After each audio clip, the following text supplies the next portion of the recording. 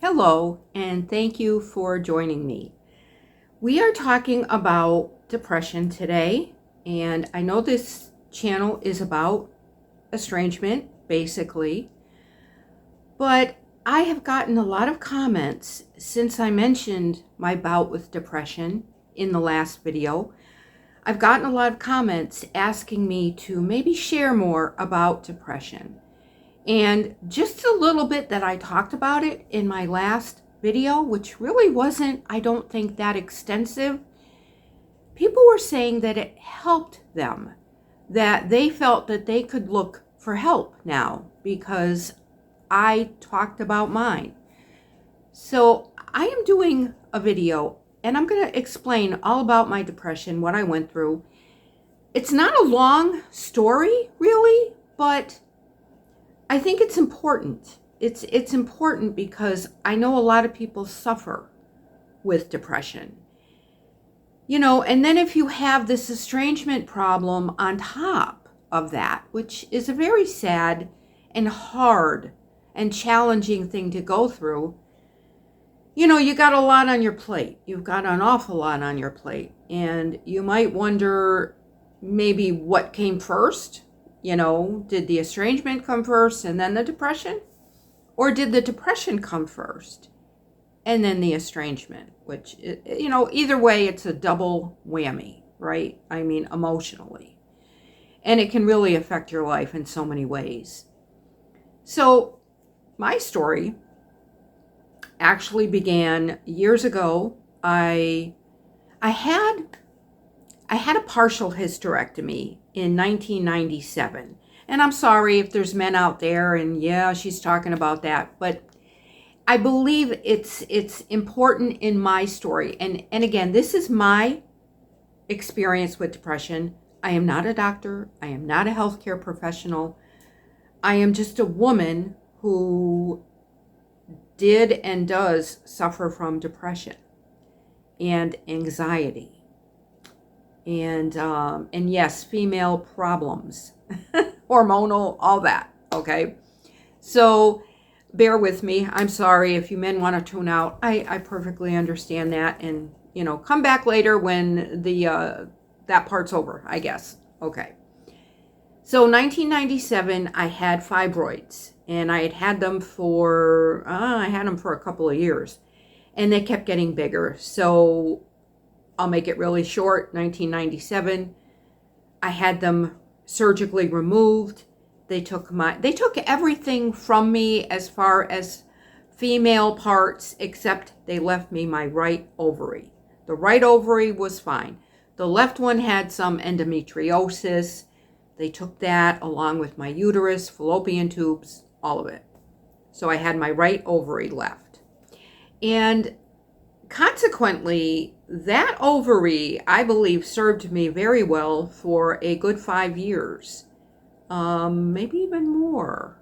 Yeah, about 6 years, actually, going on 6 years. But anywho, I was fine. I was fine. It was a big surgery. I got over it. I went back to work. I went back to my life. And I felt good. I even joined a gym. And I was swimming laps. That really helped me a lot. I was, my life at the time was a little bit complicated. My mother's health, my mother lived with us. So it was me, my son, and my mom. And I basically was the caretaker. And as time went on, it became more so. And my son wasn't that old. I mean, he was in grade school. So my mother didn't drive. She had Parkinson's. So I was chief bottle washer and transportation person and nurse and everything. And we lived in a small town. We had already moved. So when I first moved to that town, I felt rather isolated. I didn't know anybody. I had come from living in the city. We had, all of us. And while I loved the weather and the weather was tricky. Long winters in New England, very long winters. And being in a small town, my saving grace was I had a car. And I mean, I was in my 30s, early 40s. And, my son's friends, mothers, there were a few single moms out there along with me. They were going on dates, and I was babysitting their kids, who were friends of my son. And I'll be honest, I was feeling really, well, what's wrong with me? Why am I not dating? Why am I home all the time? I felt like I was living a much older life, if I can say that, without sounding like, I loved my son more than life itself, and I loved my mom very, very much. But it takes its toll. It really does when you have no outlet. Once in a blue moon, my son's dad would take him, for a weekend or whatever. And I'd call my friend up and we'd go out. We'd go out clubbing. So, I had certain times when I could let off steam. But I digress. What I did was I wanted to lose some weight. I had some excess weight definitely to lose. And I've struggled with my weight my whole life. I joined a health club, okay? And they had a pool. And I love to swim. So, and I had a car and I could drive, and it was about 20 minutes, 30 minutes away. So when my son was in school and my mom was okay, I'd go swimming. And I take a shower and I put makeup on, and afterwards, after doing laps, and I felt like $1,000,000. I mean, it made me have more energy. It made my outlook on life better.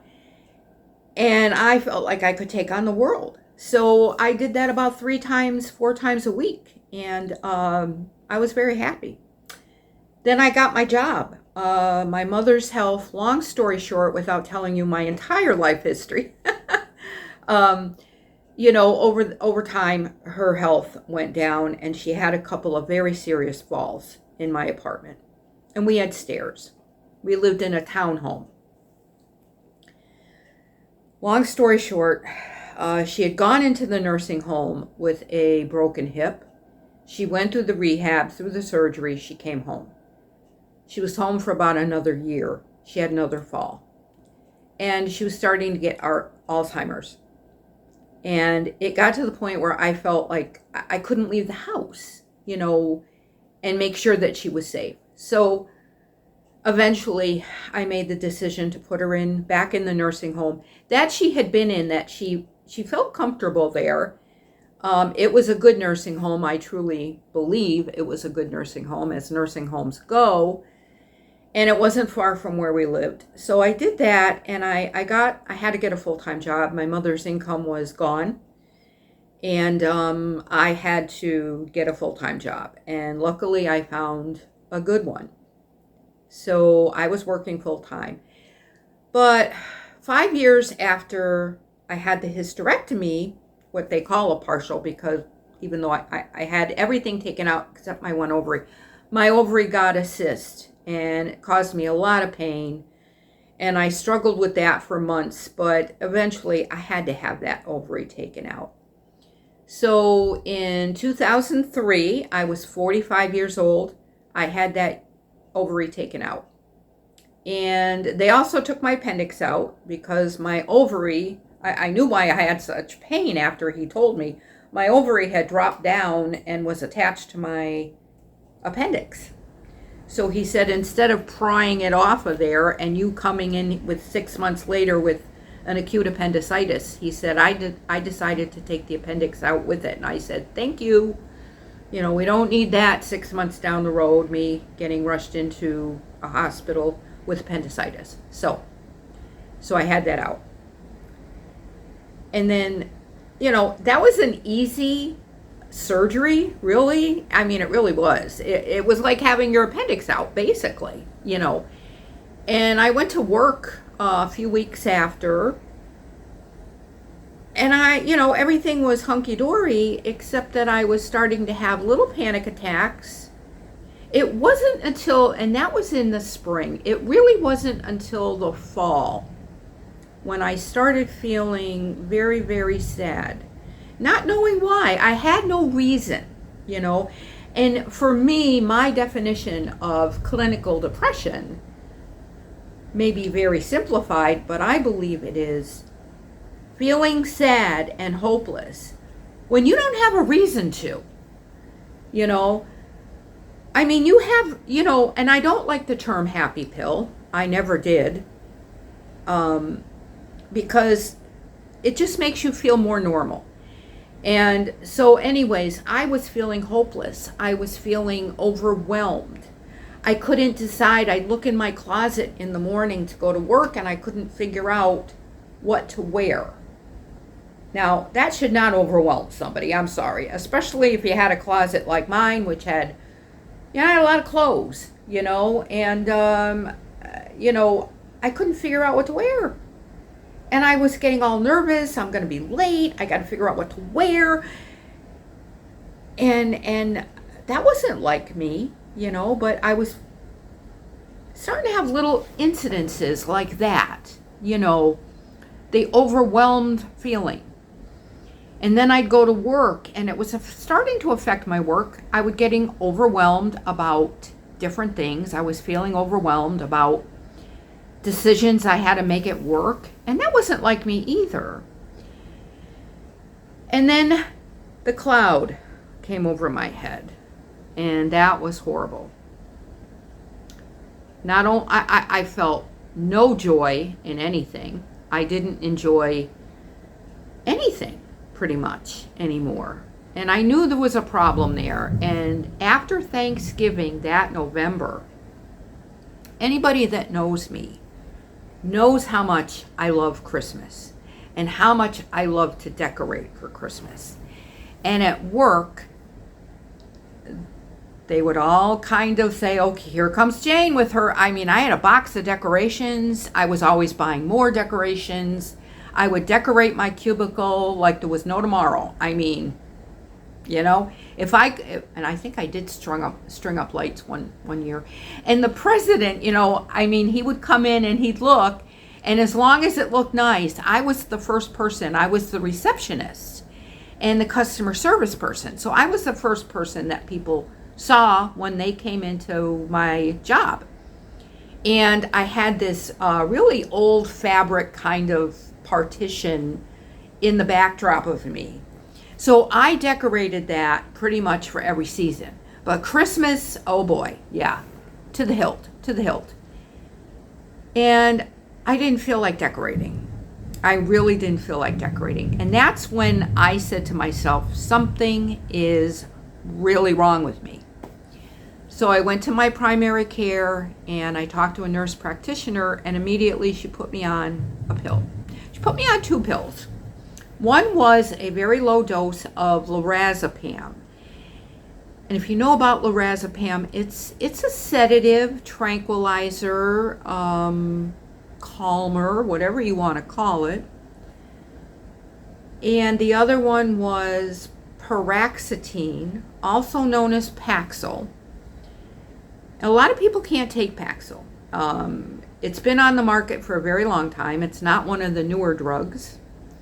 And I've been asked about switching or adding something to it, and I've turned it down every time because I've known other people with depression that did not have, I'm going to say, the luck that I had, that the very first medication that I tried actually worked for me.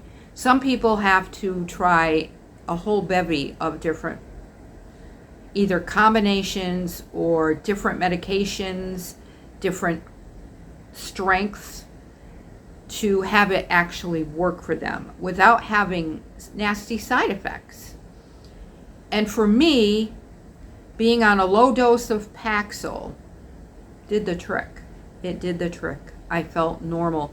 It took me, now I didn't take the Paxil right away because I was nervous about it, but I did take the lorazepam.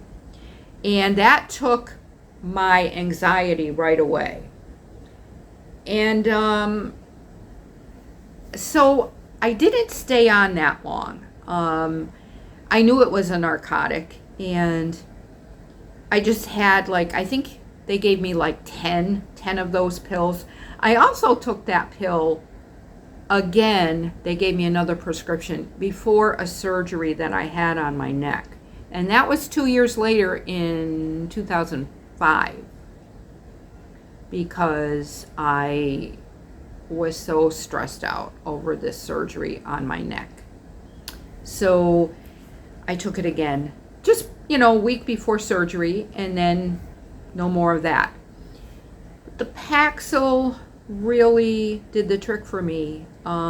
She did offer counseling along with the Paxil.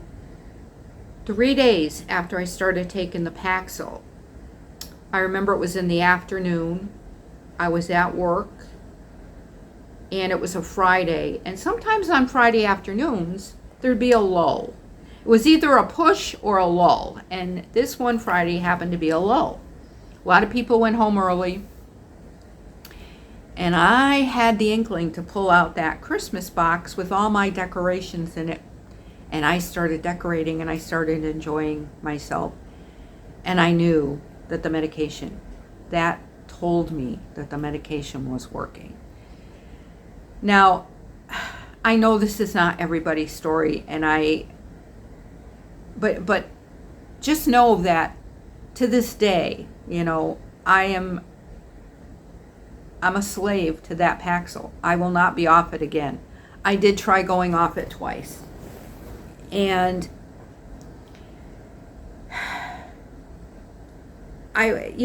you have such horrible side effects. You get these brain clicks, and it's almost like an electrical shock almost. And my heart would start racing, and nausea. The last time I got nausea, horrible.